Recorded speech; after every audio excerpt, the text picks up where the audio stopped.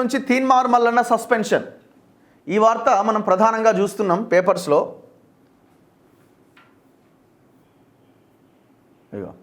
కాంగ్రెస్ నుంచి తీన్మార్ మల్లన్నను సస్పెండ్ చేస్తున్నట్టు పిసిసి క్రమశిక్షణ వ్యవహారాల కమిటీ చైర్మన్ డాక్టర్ చిన్నారెడ్డి ప్రకటించారు.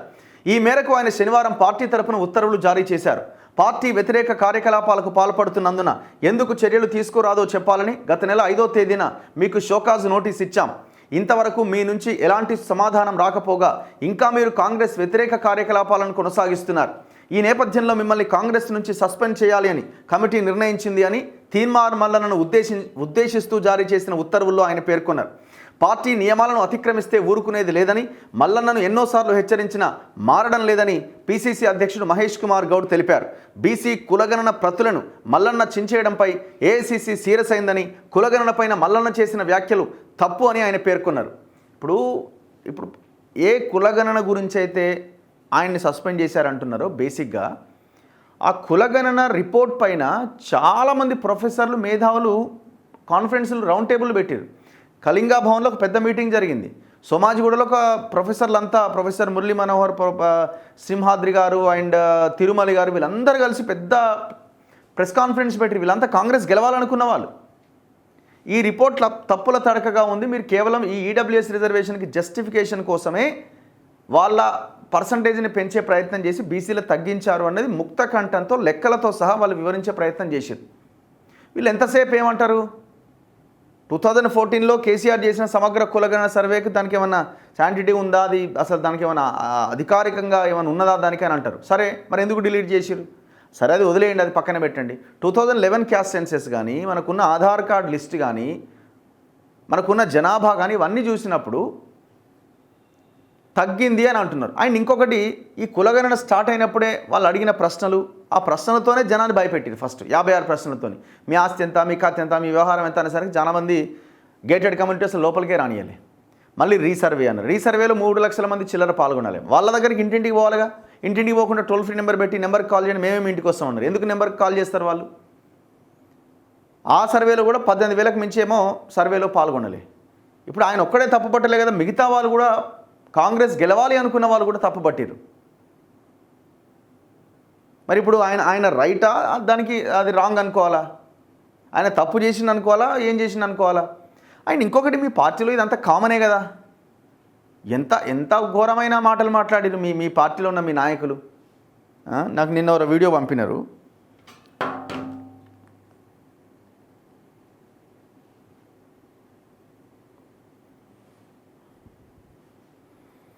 క్రమశిక్షణ గురించి మీరే చెప్పాలా?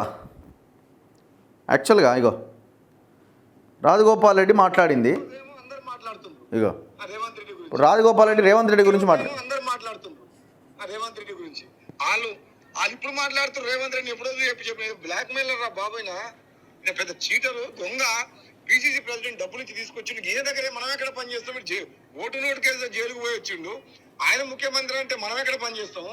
అసలు ఈ తెలంగాణ రాష్ట్రాన్ని అమ్ముకుంటాడు, తాకట్టు పెడతాడు మొత్తం. ఈ రోజేమో అందరు మాట్లాడుతున్నారు రేవంత్ రెడ్డి గురించి. వాళ్ళు ఇప్పుడు మాట్లాడుతున్నారు. రేవంత్ రెడ్డి ఎప్పుడో చెప్పి బ్లాక్ మెయిలర్ రా బాబోయినా, పెద్ద చీటరు, దొంగ. పిసిసి ప్రెసిడెంట్ డబ్బులు ఇచ్చి తీసుకొచ్చిండు. ఈయన దగ్గరే మనం ఎక్కడ పనిచేస్తాం? ఓటు నోటు కేసు జైలుకు పోయి వచ్చిండు. ఆయన ముఖ్యమంత్రి అంటే మనం ఎక్కడ పనిచేస్తాము? అసలు ఈ తెలంగాణ రాష్ట్రాన్ని అమ్ముకుంటాడు, తాకట్టు పెడతాడు మొత్తం. ఈ రోజేమో అందరు చూడ ఎంత ఘోరమైన మాటలు. దీనికి షోకాజ్ నోటీస్ ఇచ్చినారా? నిన్న పిసిసి అధ్యక్షుని అడిగితే అవును ఇచ్చినామంటారు. వెంకటరెడ్డికి కూడా మేము నోటీస్ ఇచ్చినాం. ఏడ నోటీస్ ఇచ్చారు మీరు? మీరంతా ఒకటే కాబట్టి రేవంత్ రెడ్డిని కోమటిరెడ్డి తిట్టినా, కోమటిరెడ్డిని రేవంత్ రెడ్డి తిట్టినా, ఇంకో రెడ్డిని తిట్టినా మీ పార్టీలో నో షోకాజులు, నో నథింగ్. ఇప్పుడు ఆయన కులగణన అదేమన్నా మిమ్మల్ని పర్సనల్ అటాక్ చేసింది కాదు, ఇంకోటి కాదు. ఆ సర్వే తప్పుగా ఉంది అని చెప్పి ఆయన దాన్ని తగలబెట్టే ప్రయత్నం చేసిండు. ఆయన ఇంకో క్వశ్చన్ అడుగుతున్నాడు. రాహుల్ గాంధీ కూడా గతంలో ఆదివాసీల కోసం మన్మోహన్ సింగ్ గవర్నమెంట్ ఇచ్చిన ఆర్డినెన్స్ని కూడా లోక్సభలోనే చించేసిండు కదా, మరి మీరిచ్చిన ఆర్డినెన్సే కదా అనంటే దానికి ఆన్సర్ లేదు. అంటే వాళ్ళు కూడా ఏంటంటే కాంగ్రెస్ ఎందుకు ఈ ఆలోచన చేసిందంటే వాళ్ళు ఇది రైట్ టైంగా భావించారు. ఇంకా మనం సైలెంట్గా ఉంటే రేపొద్దున ఎమ్మెల్యే కోట ఎమ్మెల్సీ ఎలక్షన్లో మళ్ళీ బీసీలకు ఇవ్వకపోతే మళ్ళీ అక్కడ క్వశ్చన్ చేసే అవకాశం ఉంటుంది.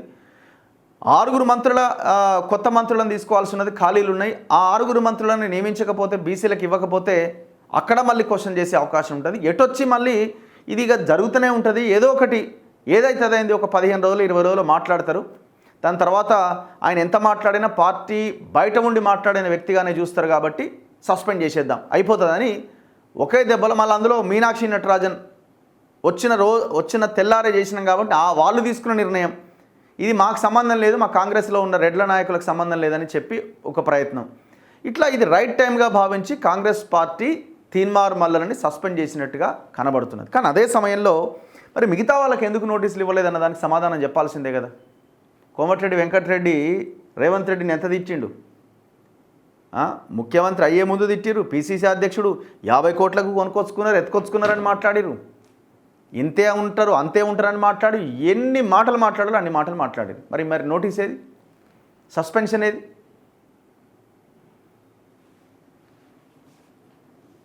ఇప్పుడు మీనాక్షి నటరాజన్ పేరు చెప్తుంది. మీనాక్షి నటరాజన్కి ఏముంటుంది? ఆమె ఏదన్నా ఒక రిపోర్ట్ రాసి జెన్యూన్ రిపోర్ట్ని అక్కడికి పంపిస్తుండొచ్చు. కాకపోతే ఆమె వచ్చిందే మొన్న. ఆమెకి మల్లన్న సస్పెన్షన్కి ఏం కారణం? వీళ్ళందరూ కలిసి కూర్చొని హైకమాండ్ మీద వీళ్ళు ఒత్తిడి తెచ్చి ఉంటారు, ఏఐసిసి మీద. ఇట్లయితే మేము ఉండము, ఎందుకంటే మొత్తం వీళ్ళే కదా లీడర్లంతా. పార్టీ నడుస్తున్నదే వీళ్ళని ముందు పెట్టి కదా. ఆయన అందులో నల్గొండలో ఉన్న రెడ్డి నాయకులు చాలా పవర్ఫుల్. జానారెడ్డి ఎంత పవర్ఫుల్ అంటే పార్టీని ఇన్ఫ్లుయెన్స్ చేయడంలో, బెదిరియడంలో చెప్తున్నాను నేను, ప్రజల్లో కాదు. సో వాళ్ళందరూ ఇన్ఫ్లుయెన్స్ చేసి తీసేస్తారా తీసేయరా ఒకటే మాట. ఇప్పుడు రేవంత్ రెడ్డికి అదే కావాలా తీసేయడము, మిగతా వాళ్ళకు కూడా అదే కావాలా. సాఫీగా ఆ పనిని సింపుల్గా చేసి పడేసారు. ఇక అందులో చేసిన ఆయన కూడా అదే వర్గానికి చెందిన నాయకుడు కాబట్టి ఇంకా చాలా క్లియర్గా ఇచ్చేయడం జరిగింది. Telangana Pradesh Congress committee G Chinna Reddy, farmer minister and chairman, disciplinary action committee suspension orders. The disciplinary action committee of TPCC has served show cause notice to you on 5/2/2025. 5వ తేదీ 2వ నెలలో నీకు షో కాజ్ నోటీస్ ఇచ్చినాం. సో కాబట్టి మీరు 12వ తేదీ 2వ నెల 2025 లోపుగా మిమ్మల్ని ఎక్స్ప్లెనేషన్ అడిగినాం. కానీ ఇంతవరకు మాకు ఒక్క ఎక్స్ప్లెనేషన్ లెటర్ కూడా రాలేదు, మీరు ఎలాంటి రిప్లై ఇవ్వలేదు, అందుకని మిమ్మల్ని సస్పెండ్ చేస్తున్నాం. And again you are continuing your against the Congress party repeatedly. అంటే కంటిన్యూగా నువ్వు ఇంకా మాట్లాడుతూనే ఉన్నావు కాంగ్రెస్ పార్టీ గురించి వ్యతిరేకంగా. సో అని ఆయన్ని సస్పెండ్ చేయడం జరిగింది. సో ఈ పరిస్థితుల్లో మరి వాట్ నెక్స్ట్? మల్లన్న ఏం చేయబోతున్నాడు? రకరకాలుగా సోషల్ మీడియాలో నడుస్తూ ఉన్నది. టీడీపీలోకి వెళ్ళే అవకాశం ఉందని ఒక చర్చను కొంతమందికి తీసుకొస్తున్నారు. లేదు పార్టీ పెట్టే అవకాశం ఉందంటున్నారు. ఆయన గతంలోనే జైలు నుంచి బయటికి రాగానే తెలంగాణ నిర్మాణ పార్టీ అని పెట్టబోతున్నామని ఒక స్టేట్మెంట్ గతంలో ఇచ్చిన సందర్భం ఉన్నది. మరి తెలుగుదేశం పార్టీనా, ఇంకోరు జనసేన అంటున్నారు, లేదు కొత్త పార్టీనా? సో అల్టిమేట్గా ఆయన చేస్తున్నది రాజకీయమే, రాజకీయాల్లోనే ఉండాలనుకుంటున్నారు. బీసీలకు రాజ్యాధికారం అని ఒక లైన్ చెప్తున్నారు. అవసరమైతే ముఖ్యమంత్రి ఏంది ప్రధానమంత్రి కూడా అవుతామని ఏదో ఛానల్లో మాట్లాడుతున్నారు. అంటే ఆయన రాజకీయాల చుట్టూ ఉన్నారు, రాజకీయాల్లోనే ఉంటారు, అధికారం దిశగా ముందుకెళ్లాలనేది ఆయన ఆలోచన. అంటే అల్టిమేట్గా ఏదో ఒక పార్టీలో ఉండాల్సిందే. సో ఆయన ఆల్రెడీ బీజేపీలోకి వెళ్ళొచ్చిన కాబట్టి BJP no chance, Congress no chance, BRS అవకాశం లేదు. ఇంకా మిగిలిన ఏముంది? అయితే కొత్త పార్టీ లేకపోతే మిగిలిన పార్టీలు.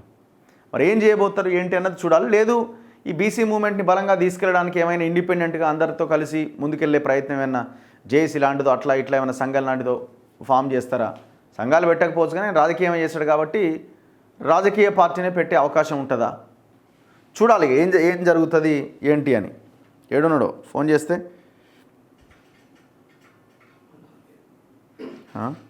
లైవ్లో ఉన్నాడా?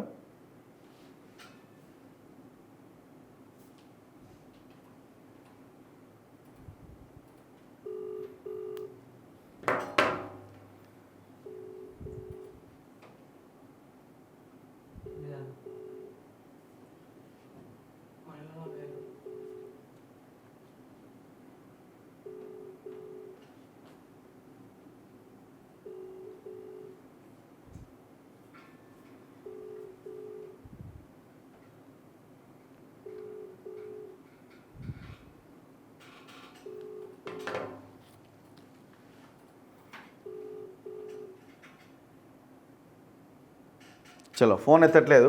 సరే ఎనీవే ఇప్పుడు రాబోయే రోజుల్లో ఇప్పుడు ఎమ్మెల్యే కోట ఎమ్మెల్సీ ఎలక్షన్స్ ఉన్నాయి అండ్ 6 మంత్రి పదవులు ఇచ్చే ఇది ఉన్నది అండ్ కార్పొరేషన్ చైర్మన్ పదవులు కూడా ఇంకా పెండింగ్లో ఉన్నాయి. మీరు ఇచ్చిన 30 కార్పొరేషన్లు కూడా మొన్న రేవంత్ రెడ్డి మాట్లాడుతున్నాడు పనిమంతులకే ఇచ్చినామని.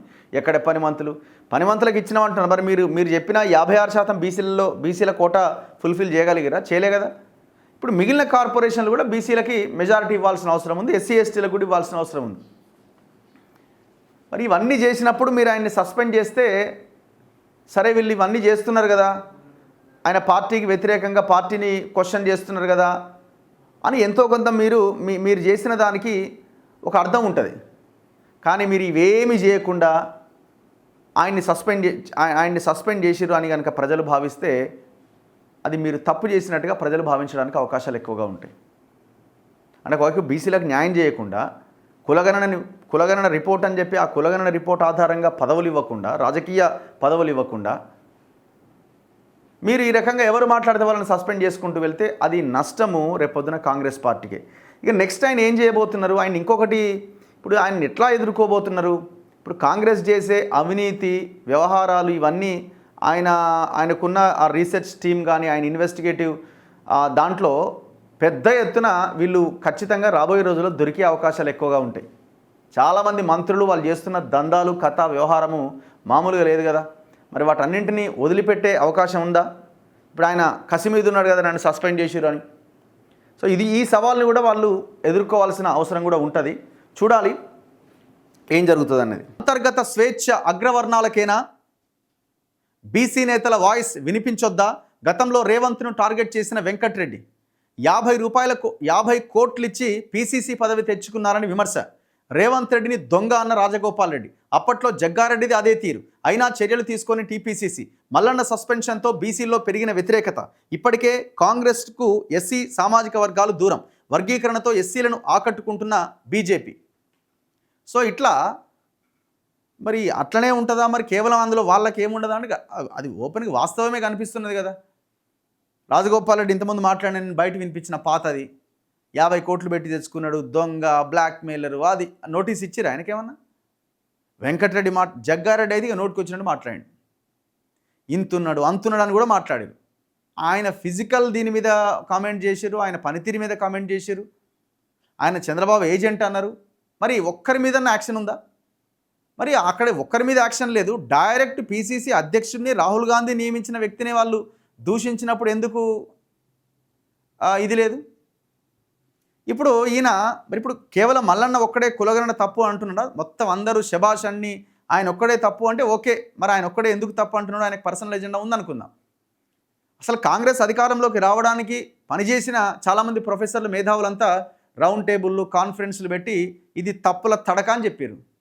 మరి వాళ్ళు ఎట్లా చెప్పారు? వాళ్ళు బీజేపీ లైన్ కాదు, వాళ్ళ టోటలీ యాంటీ బీజేపీ బ్యాచ్ వాళ్ళంతా. మరి అట్లాంటి వాళ్ళు కాంగ్రెస్కి ఫేవర్గా ఉన్నవాళ్ళు ప్రొఫెసర్లు అంతా చెప్పారు కదా, ఆయన కూడా అదే చెప్పిండు. మరి ఎందుకు సస్పెండ్ చేశారు? ఎందుకంటే ఇప్పుడు రేపొద్దున ఎమ్మెల్సీలు ఉన్నాయి, నామినేటెడ్ పోస్టులు ఉన్నాయి, 6 మినిస్టర్స్ ఉన్నాయి. ఇంకా రాబోయే రోజుల్లో వీళ్ళకి పదవులు ఇవ్వాల్సి వస్తుంది, బీసీలకు కానీ ఎస్సీ ఎస్టీలకి. ప్రతి సందర్భంలో ఈయనకి రాలేదు, ఆయనకి రాలేదు, ఇక్కడ తక్కువ వచ్చింది, అక్కడ తక్కువ వచ్చింది అని ఒకటే మాట్లాడుతుంటే పార్టీలో ఉండి అది మనకే ఇబ్బంది అవుతుంది. అండ్ దట్టు భవిష్యత్తులో ఆయన కాంగ్రెస్లో చేసే రాజకీయం వల్ల ముఖ్యంగా నల్గొండ రెడ్లు వీళ్ళు ఇబ్బంది పడాల్సిన పరిస్థితి వస్తుంది అని భావించి అందరూ కలిసి కూర్చొని నిర్ణయం తీసుకున్నారు. సింపుల్, అంతే. ఏముంది? ఇప్పుడు వాళ్ళు కూడా ఏమనుకుంటున్నారంటే ఇదే రైట్ టైం అని కాంగ్రెస్ భావించింది. ఇప్పుడు కాకుండా మళ్ళీ భవిష్యత్తులో ఇంకా కొంచెం లేట్ చేస్తే ఇంకా ఆయన బలం పెరిగి ఇంకా ఇదైపోయి ఎటు కాకుండా మనం ఆనాడు సస్పెండ్ చేయలేని సిచ్యువేషన్ వస్తుంది. ఇప్పుడే చేసేస్తే అయిపోద్ది అన్న దాంట్లో భాగంగా సస్పెండ్ చేసినట్టు కనబడుతున్నది. నెక్స్ట్ మల్లన్న టార్గెట్ ఏంటి అన్నది మరి ఆయన మాట్లాడితే తప్ప మనం చెప్పలేం. ఆయన ఇప్పుడు ఎమ్మెల్సీ ఎలక్షన్ రిజల్ట్ కూడా ఉన్నది. ఇప్పుడు అందులో కూడా మళ్ళా ఇక్కడ బీసీలే 2 స్థానాలు గెలిచే అవకాశం ఉంది అని వార్తలు వస్తూ ఉన్నాయి. మరి ఆ రిజల్ట్ వచ్చిన తర్వాత ఆయన ప్రెస్ మీట్ పెట్టే అవకాశాలు కనబడుతున్నాయి.